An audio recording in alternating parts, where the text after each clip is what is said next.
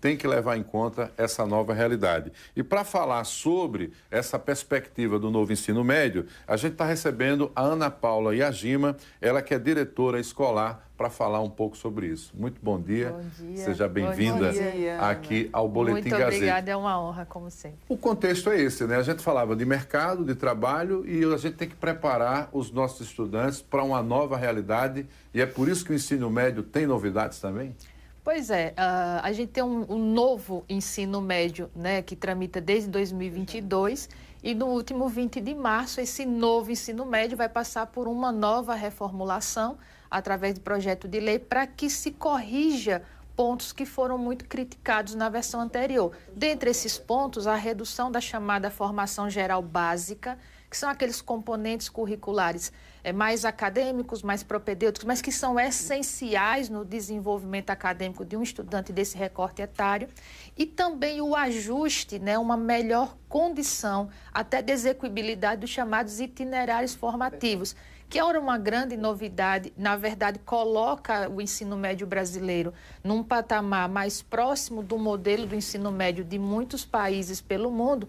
Entretanto, ele tinha 1.200 horas, foi reduzido, será reduzido para 600 horas, vai também se nichar um pouco mais para 2 ou 3 opções de itinerários, a depender do ensino regular ou ensino técnico, e dá uma condição que, embora seja o critério para o exercício de autonomia do estudante, de escolher também o que gostaria de fazer como complemento ou como aprofundamento, mas o estudante também quer uma certa organização, porque é algo muito aberto, com uma carga horária gigantesca, complicava essa escolha do estudante, mas também colocou os professores, as escolas e os sistemas de ensino em desafios gigantescos, até por conta da falta de preparo.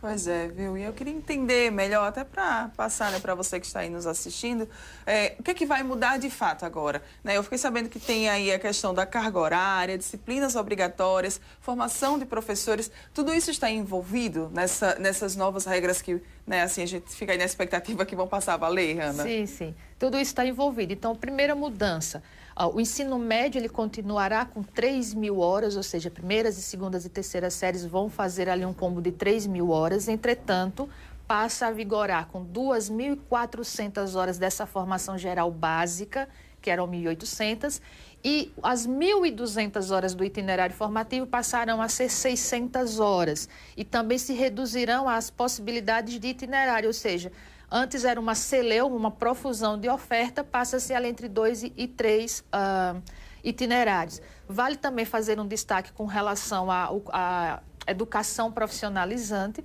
né, porque ela vai ter uma formação geral básica ainda um pouco menor, com 1.800 horas, entretanto, há de se entender que os cursos técnicos e com uma razoável qualidade, eles tramitam ali em torno das 900.000 horas, 1.200 horas. Um outro ponto muito fundamental que foi muito criticado em 2022 é com relação a disciplinas obrigatórias mesmo, e atenção à questão de sociologia e filosofia. Né? Seguindo a BNCC e atendendo aos objetivos de aprendizagem, a mudança de 2022 colocava tudo em áreas, e dentro dessas áreas os componentes, e em se tratando da área ciências sociais e aplicadas, basicamente se tramitou ali entre a história e a geografia. Não se definiu ou delimitou a presença da sociologia e filosofia, então isso foi um ponto muito criticado. Considerado uma perda. E é uma perda, sem dúvida nenhuma, está falando daquilo que promove o pensamento crítico, né, no desenvolvimento do jovem, e que agora, bem, nós temos as áreas do conhecimento, mas a reformulação proposta agora no último 20 de março, também se define quais são os componentes curriculares dessas áreas. Então, atenção que dentro de linguagens, por exemplo, pessoal, arte é um componente obrigatório. Educação física é um componente obrigatório. Além da língua portuguesa e suas literaturas. Você pode não ter um componente obrigatório de literatura, entretanto, a literatura deve ser contemplada. Em ciências sociais e aplicadas, a história e a geografia, mas agora sim, a sociologia e a filosofia, elas são componentes obrigatórios. E vale destacar também com relação à língua estrangeira, a língua inglesa é obrigatória, entretanto, caberá à escola, ao sistema de ensino, preferencialmente escolher o espanhol ou qualquer outra língua estrangeira que assim o desejar. Colaborar. Sim. Há um detalhe importante que é o seguinte, o mundo, nessa nova perspectiva, descobriu que, obviamente, não adianta você só fazer a oferta do antigo científico sem apontar direções. Quando você dá muitas opções, o que é que ocorria? Muitos estudantes iniciavam cursos superiores, ali pressionados até por uma realidade de mercado, e não se identificavam com esses cursos. E agora é tentar fazer com que eles comecem a refletir sobre as suas vocações já no ensino médio, justamente porque ele vai ter a opção de decidir, eu quero realmente um terceiro grau? É isso que eu vou querer para a minha vida? Ou a possibilidade de ter uma formação me possibilita entrar também no mercado de trabalho? A grande pergunta é, como é que vai ser o processo de adaptação? As escolas já precisam começar isso em 2025 ou há uma janela aí para que isso comece a ser executado? Excelente.